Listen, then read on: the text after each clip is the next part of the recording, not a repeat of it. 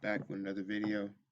It's been a minute, but um, here I am. The book I want to present, What the Word Be, Why Black English is the King James English by Diane Reader. Read it a couple months ago. It's not that long of a read. Very interesting book. I enjoyed it. Once I picked it up, I had to finish it. I had to just go ahead and read all of it because it was just an interesting topic. Maybe to some people, just the title doesn't mean much, but once you crack it open and just get reading a couple pages, you're hooked. So, like I said, I'm gonna do a little spotlight on it. So I'm gonna go ahead and tell you about the book, what I liked about the book, what I learned from the book, etc. And um, I guess some just other things that I felt about the book that were maybe that I wanted to be included in the book that weren't there. But anyways, just gonna go ahead and jump in it. And what Diane kind of starts with is the she starts off with a new concept that I've never heard of, the theory of verbal deficiency. And I'm just going to go ahead and define it. It's the idea that human beings prone to oppress have found or find justifications in their oppression by dehumanizing, vilifying, denigrating, or otherwise attacking the worth of human beings that they seek or sought to oppress.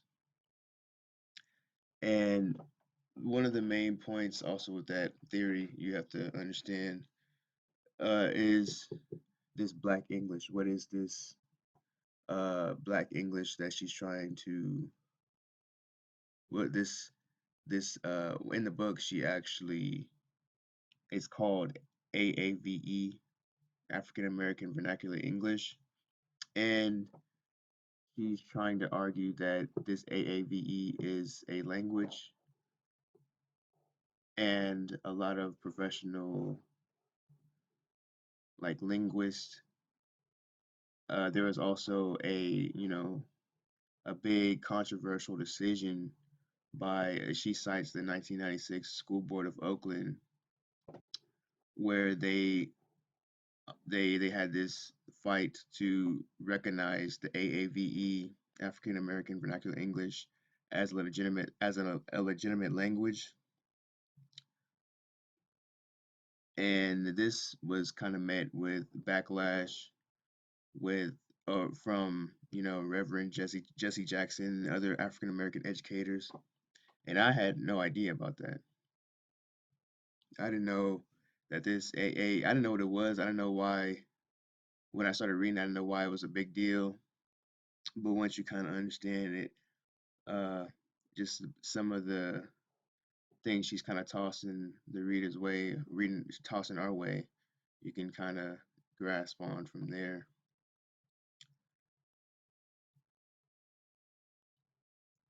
Her main, well, what she kind of starts off with is the introduction of AAVE, and she kind of defends that AAVE is a legitimate language, and how she proves that it's a legitimate language.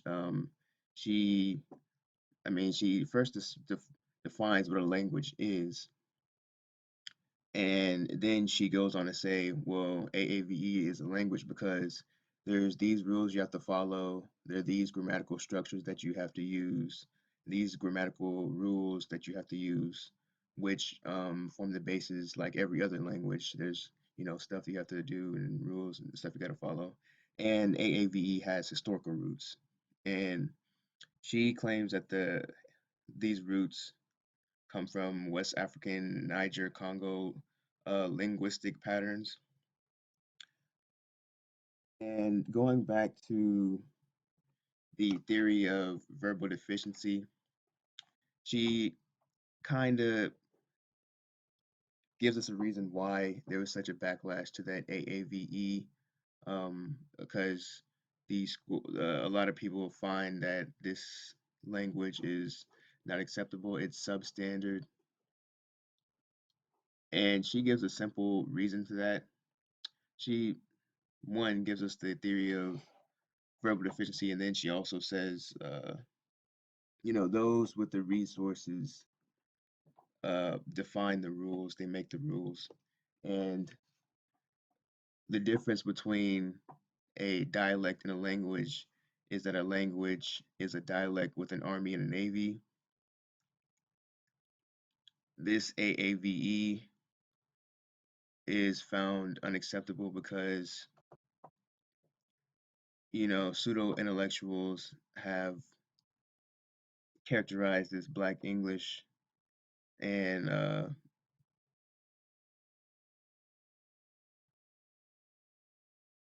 as ignorant, or those who use it are lacking cognition skills or thinking ability, um, and those people have said it for so long that um, other people, or people that mostly use this so-called AAVE, obviously African Americans, other African Americans have co-signed their conclusion. And just an example of this, you hear someone speaking in so-called Black English or so-called Ebonics or broken English, and that person is ridiculed. Um, you think, oh, they need to go back. Their teacher didn't teach them, or they're that old talking like that. They need to be re-educated.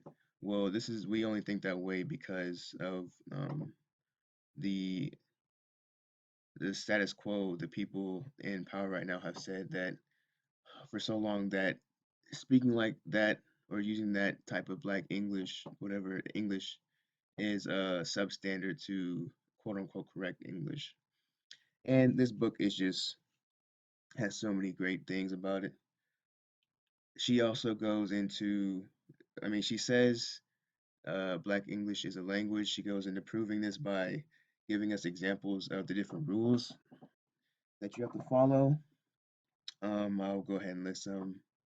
Um, she cites like common, commonly used in Black English, the meta thesis, which is a phonological alternative pronunciation, often switching two consonants in a word to make it easier to say.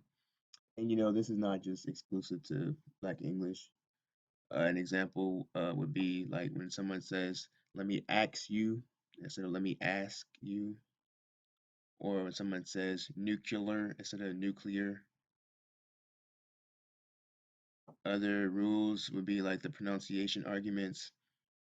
Say when one person says aunt, pronounces it as aunt, and one person says aunt or aunt.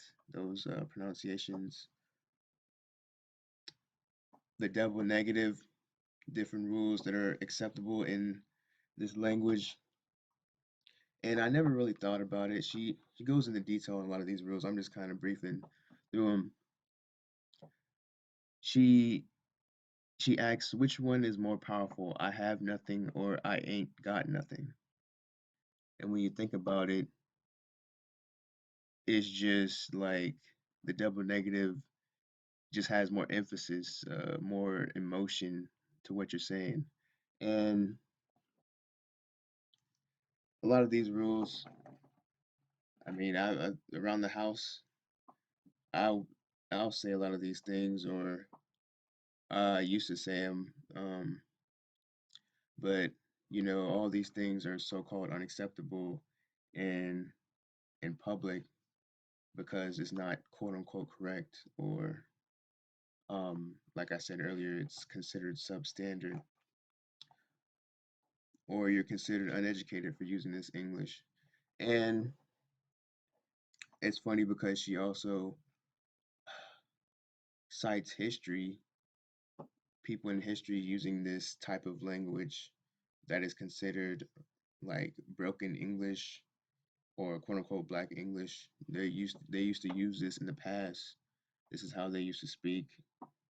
And she lists books like the Canterbury Tales, passages from them, from yeah, from that, other things she cites, other authors she cites from that time way before our time who used to use this language and were considered, I mean,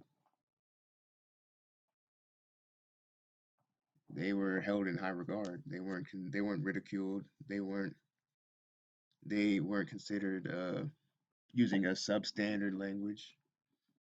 So it's just amazing how times change and how things change uh, with time. There's so many other rules. Like I said, I'm not even going through all of them. So many examples. And then she, of course, I mean, he's he's saying the Black English is the King James English. There's King James version verses. She's found them in the Bible that use some of these rules. I don't think nothing. I don't think any of them had the double negative, but all these other rules that she lists, they're found in the King James version. You know, double subjects, pronoun insertion, all found in the Bible, the King James version, which is just amazing. I would never have thought that there was a link, but it's just great how Diane comes together in this book and just gathers all the information and it comes together in this book. Deletion of the suffix on third person, present tense verbs. There's just so many rules. I'm not going to go through all of them because I would not be able to do half a quarter of the justice that she did in this book. And she even lists she lists a good amount of Bible verses. Exodus 12:33, we all be dead men. Incorrect use of the verb to be. It's just amazing. Great book, good read, and it's really it's great that she connected this with the King James version and old old writings like the Canterbury Tales, like I said. But I really didn't. I really wish that she had linked this more. Well, she kind of just lays out the pieces, and from you to go there. I mean, if you didn't know that um,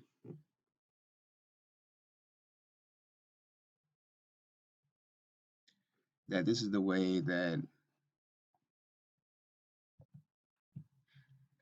like, if you just had believed that this Black English just came from slaves, um, 17th century British England, um,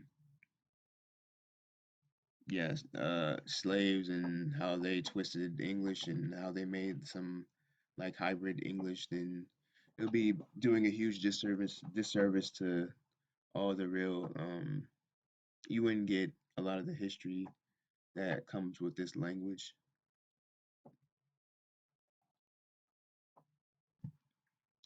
And I wish you just come out and just go ahead and spill the beans.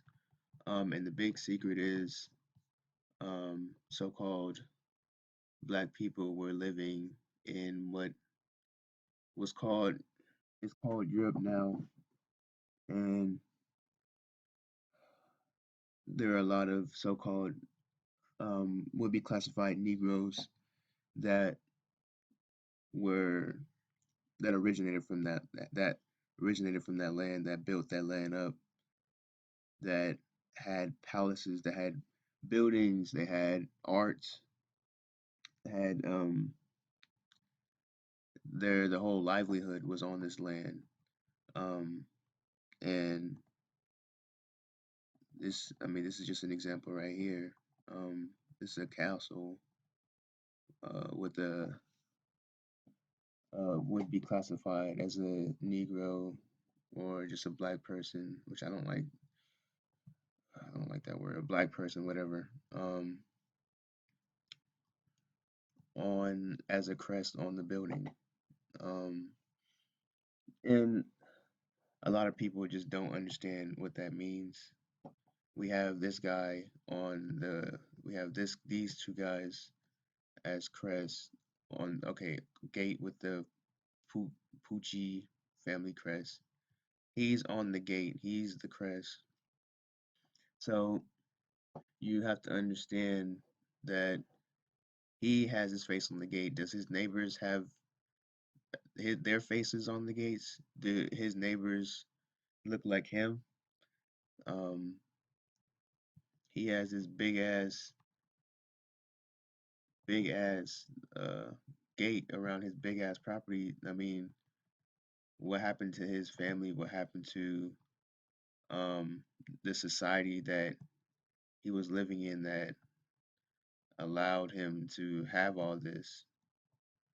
Um, and it's actually funny. Um, what happened to change this to this? I'm not sure. I think it's in Italy, if I'm not mistaken. But like I said, there's black and brown people all around in those lands doing whatever. And the secret is they got pushed out by um, various barbarian tribes, um, and they got pushed to the Americas and other locations. But there was the don't get it twisted. These are the original people of those lands, and that's the one thing I just wish that the author kind of talked about in the book. I mean, she does give us a really good hint that you know the people that I mean, a lot of these people that speak this AAVE are descendants of these so-called quote unquote black Europeans um, that came over here by force or by their own choice, um, pushed out, and I mean they still speak the King's English today, which is different from the ironic. The funny thing is the King's English is seen as not it's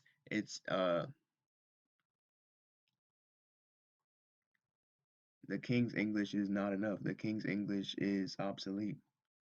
Um, the English standard set by the U.S. government is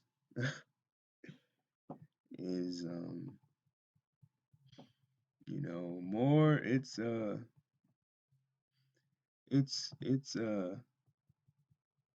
it's to a standard that is agreeable to over the language that royal people with royalty actually spoke. The people whose land they stole, their English is not sufficient. They have to, change it up. The people's buildings that they occupied, their language wasn't sufficient enough.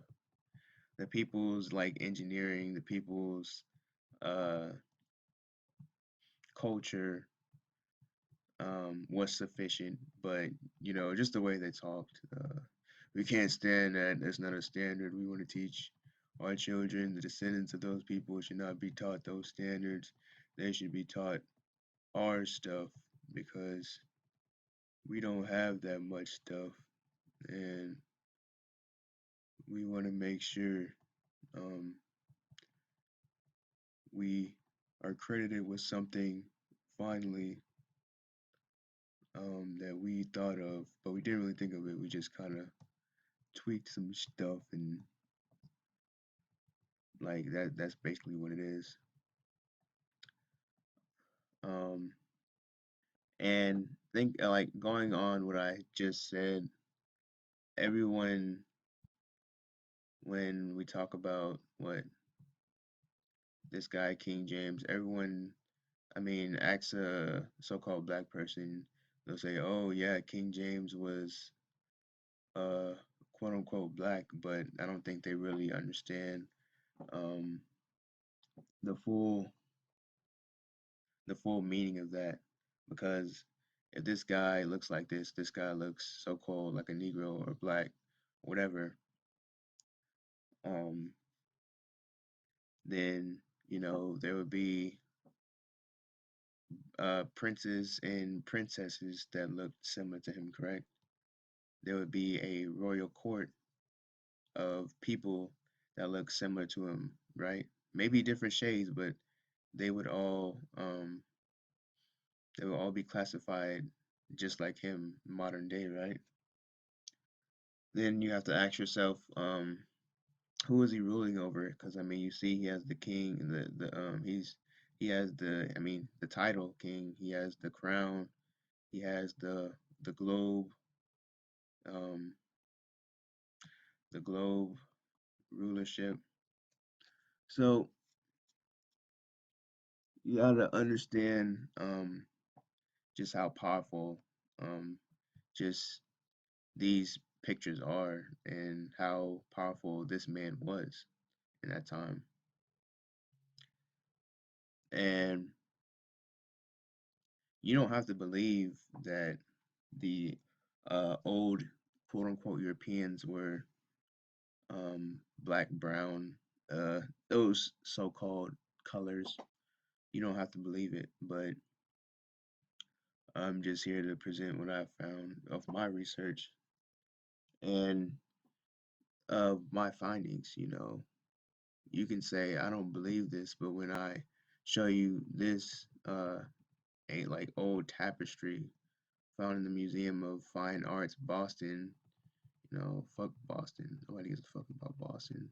But they have this like shit in here. What is this? You see, you see the who is this? This is like a queen. She has a crown. Let me see.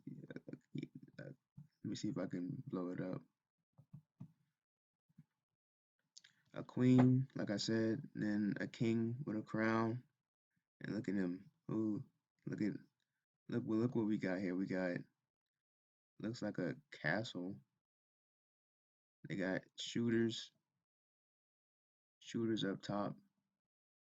This guy look like he's shouting. We got people. We got walls. We got this look like a fucking moat. Nigga got a fucking moat. And we got bow and arrows. I mean, I don't even have to really describe anything to you. We have these people against these people. These people are living in a palace with have walls and a fucking moat with water, but niggas can't swim. I think that's water. But yeah, niggas can't swim. And uh, these people have their what sticks and stones? Oh yeah, sticks and stones. Yeah, good luck. Um, but it seems like they did eventually win, just based off history. But they forgot to wipe all the evidence that proves that these people um, were originally in power, which is really a big fuck up. But I don't even know if it's a fuck up anymore. I mean, you you ask the question, well, if so-called black people were in power back then, they had the palaces, they had um, the land and stuff like that. Why didn't these people just scrub all that information? I don't think they're really trying to hide it. I think it's more of a I honestly think they want us to know it. Or there's some the information is so hard to hide that it's easier just to um use things to distract other people from realizing this. than to actually hide it. It's easier to just have a set up a BET channel, a PBS channel, and have so-called black people watch it to get their history than actually just to wipe all this type of stuff from the eyes of everyone from or just destroying this shit because I mean it's in a museum, it's valuable. So and I bet you one of the descendants of these guys owns this work of art. So why would you destroy something valuable that has true history on it when you can just uh, set up some bullshit to distract these people from ever claiming um, their heritage, claiming their ancestry, claiming these things that these people have taken. So that's I don't know. It's just interesting. Um, and I also thought about this. Um, what if these people? I gotta do some more research. What if these people are under his domain and they're just like, man, fuck this man. We're sick and tired of this man. This man been bossing us around for too long. We don't got no damn clothes. We have fucking sticks. We have rocks. Them dudes have fucking them dudes live behind nice walls. Got a fucking moat. Um, we're just gonna get rid of them. Like these guys could actually be like his serfs. I don't know. I just think it'd be funny if it actually was the case. I don't think so. Um, but it's a nice work of art. Interesting. Um, what else do I have? Um, we do further research on. I'm reading a book right now, Ancient and Modern Britons. Um, a lot of these kings, queens are described as, um, for example, I have King Charles here, who was described as the Black Boy. And I mean, you're called the Black Boy, but um, we get a picture of this on Google Images. So, I mean, that's why um, that's why books, I guess, will always be valuable because even though Google Images is such a great resource, I can read I can read someone's description that was there, them describing him as one thing, but if um, if if this doesn't show what he actually looked like or what the description of him actually was, then it's just utterly worthless.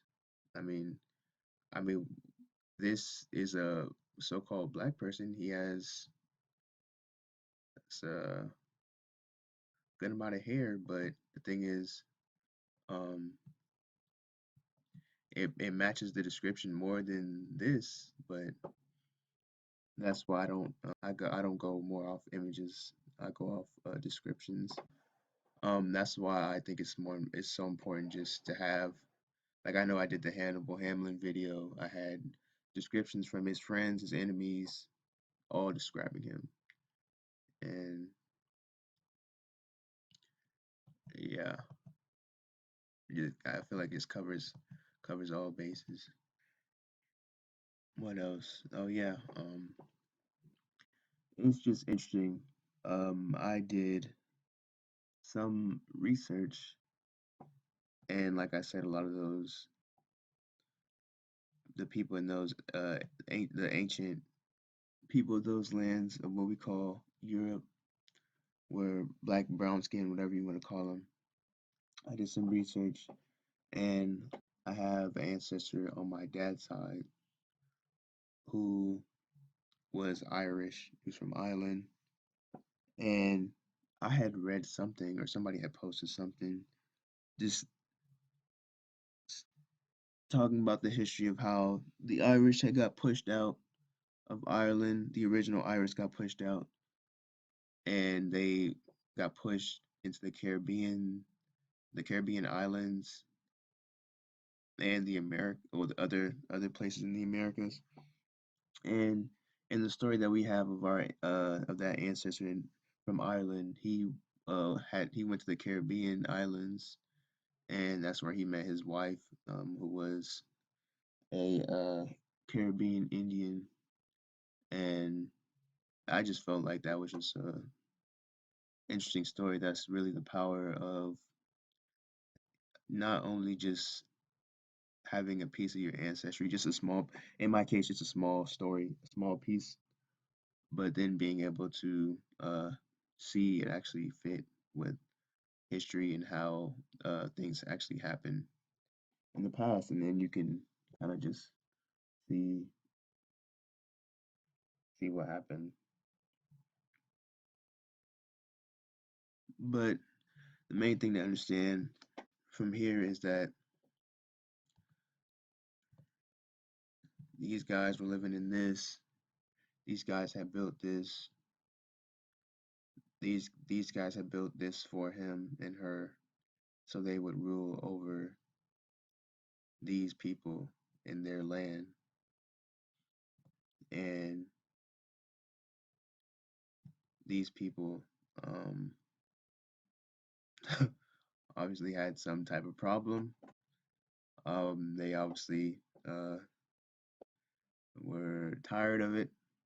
They obviously wanted a peace, and this guy said, "Fuck you, fuck no, you're not getting none of my shit." And then it was like, "All right, we busted in this shit anyway." And he was like, "Guards, get them! Shooters!" Got them shooters up top, shooters from downtown, shooters with the red dot. Uh, I mean, this just, I mean, you see the shows like Game of Thrones, and you see all these other stupid, goofy shows that don't really mean stuff, but then you come up on this and you say, hey, you come up on some artwork with this type of stuff, and then you just say, um, hey, guy, where'd you get your stuff from, man? Um, are you looking at stuff like this? Do you have stuff like this? Is this where you're getting your inspiration from? Actual history? You just have to think about it, because you never know. If you don't know, you'll never know about this type of stuff. I mean, there's no fucking dumb dragons and shit, but I mean, I could make a meal off this. I could make a movie off this. I could make a TV show just based off this like image. But anyways, get the book. Interesting book. Piece of the puzzle. Awesome. That's all I want to say. I'm done.